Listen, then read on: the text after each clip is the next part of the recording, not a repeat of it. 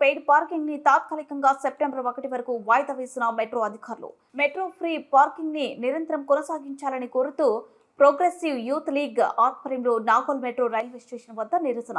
సామాన్య ప్రజలకు మెట్రో రైలు ప్రయాణ ఛార్జీతో పాటు పార్కింగ్ వంటి ఛార్జీలతో సుమారు 6,000 రూపాయలు భారం పడుతుందని వారు ఆవేదన వ్యక్తం చేశారు.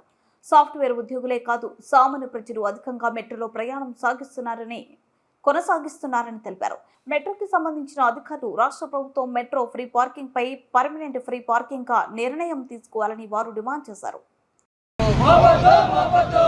ప్రయాణికులపై ఆర్థిక భారం అదనంగా మోపొద్దు.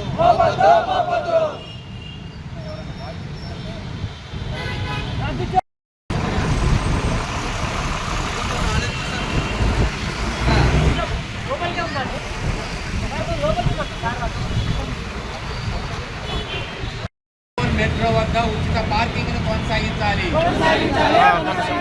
ఉచిత పార్కింగ్ ని కొనసాగించాలి. మెట్రో ప్రయాణికులకి ఉచిత పార్కింగ్ ను కొనసాగించాలి. అయితే ఇది ఎంతవరకు న్యాయం అనేది మేము అడగదలుచుకున్నాము.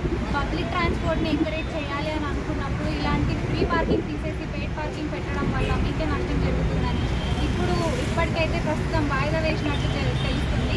కాకపోతే ఈ టెంపరీ వాయిదాని పర్మనెంట్ వాయిదాగా చేసి ఫ్రీ పార్కింగ్ అనేది మాకు ఇవ్వాలని, అప్పుడు కమ్యూటర్స్ అనేది అందరికీ మాకు సౌలభ్యం అనేది మంచిగా జరుగుతుందని చెప్పేసి మేము కోరుకుంటాము.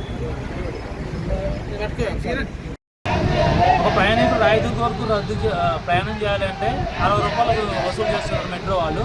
దానికి తోడు కారు ఇక్కడ పార్క్ చేయాలంటే 120 రూపీస్ వసూలు చేస్తున్నారు.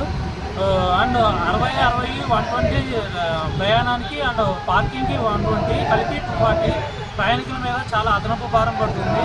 సో ఇంతవరకు ఎలా ఫ్రీ పార్కింగ్ కల్పించారో అలాగే ఫ్రీ పార్కింగ్ ఇచ్చి ప్రయాణికుల మీద అదనపు భారం తగ్గించాలని ఎలాంటి వారిని గవర్నమెంట్ని విజ్ఞప్తి